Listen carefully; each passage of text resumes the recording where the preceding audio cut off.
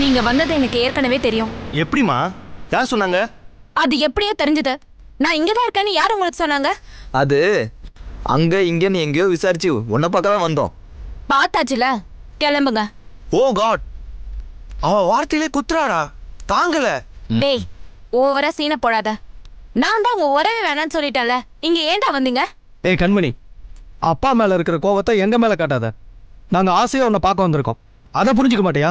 ஐயோ, உங்க ஆசை கீஸ் எல்லாம் போதும். முதல்ல வெளியில கிளம்புங்க. ஏய் கண்மணி, எதுவா இருந்தாலும் பேசி தேத்துக்கலாம், அவசரப்படாத. சரி, உங்களுக்கு என்னதான் வேணும்? எல்லாம் நேரம்டா. தங்கச்சியாவே இருந்தாலும் மரியாதையை நம்ம கேட்டு வாங்க வேண்டியதா. ஏய், இப்ப எதுக்கு டென்ஷன் ஆகுற? நேத்து கூட தான் ரோட்ல நின்னு பேசிக்கிட்டு இருந்தோம். ஒரு பொண்ணு எதுக்காக வந்து உன செருப்பால அடிச்சான்னு தெரியல. கோவப்பட்டியா? இது யாரா? யாரு? நம்ம தங்கச்சிடா, நம்ம கண்மணிடா. கண்மணி, என்னதான் எங்க மேல கோவம் இருந்தாலும் எங்களை நீ இப்படி ட்ரீட் பண்றது ரொம்ப வருத்தமா இருக்கு. எனக்கு உங்க மேல கோவமே இல்ல. அந்த வீட்ல எனக்கு என்ன நடந்துச்சுன்னு தெரியும்ல. எனக்கு அந்த வருத்தம் தான். அப்பா எல்லா விஷயமும் சொன்னார். இந்த காலத்துல பிடிச்சவங்களை லவ் பண்றதும் அவங்கள கல்யாணம் பண்ணிக்கிறதும் சாதாரண விஷயம்.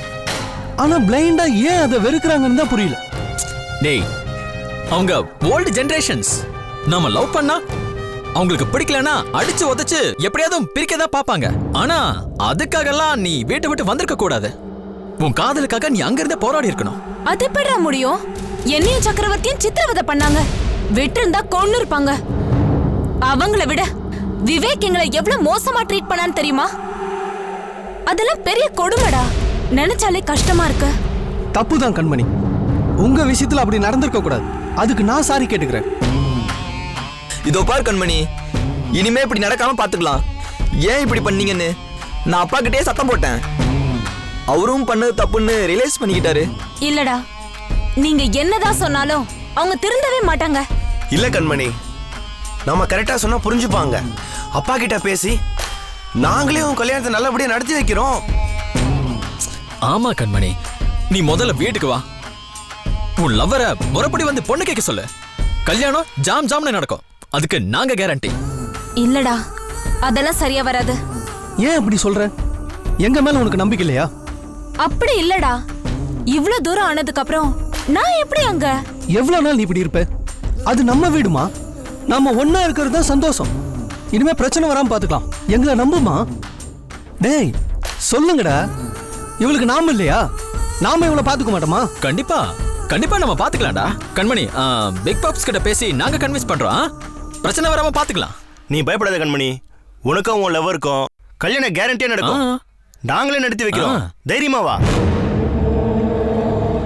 என்னம்மா யோசிக்கிற? எங்க மேல இன்னுமா உனக்கு நம்பிக்கை வரல? நான் உங்களை நம்புறேன்டா. ஆனா சக்கரவர்த்தியை கன்சல்ட் பண்ணாம நான் எதுவும் சொல்ல முடியாது. ஓ, அவர் இங்கதான் இருக்காரா? உள்ளதா இருக்காரு. ஹேய், ஜஸ்ட் அவரை கூப்பிடு. எதுக்கு? ஏய், உன் வருங்கால கணவரை நாங்க பார்க்க வேணாமா? கூப்பிடுமா. Just call him. ஏன் யோசிக்கிற? சரி, நான் கூப்பிடுறேன். ஆனா பிரச்சனை எதுவும் பண்ணிடாதீங்க. ஏய், எங்களெல்லாம் பார்த்தா பிரச்சனை பண்ண வந்த மாதிரியா தெரியுது? அப்படியெல்லாம் ஒண்ணு ஆகாது. நீ கூப்பிடு. சக்கரவர்த்தி, சக்கரவர்த்தி.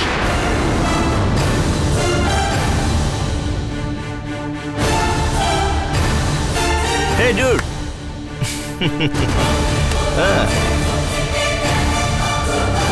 Hi, my brothers. Dude.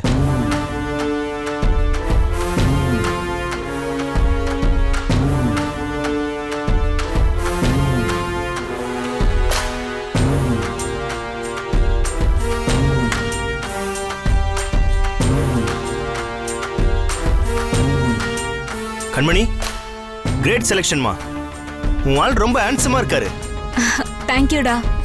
நம்ம பெரியப்பாவுக்கு கொஞ்சம் கூட மூளையே இல்ல. இவரை போய் வேணான்னு சொல்லியிருக்காரு. என்ன ரசனையோ. டேய் அடங்குடா, ஓவரா பண்ணாத. கண்மணி, இவர்கிட்ட பேசிடு. இவர் ஓகே சொன்னார்னா இப்பவே கிளம்பிடலாம். சக்கரவர்த்தி, ஒரு நிமிஷம். போங்க.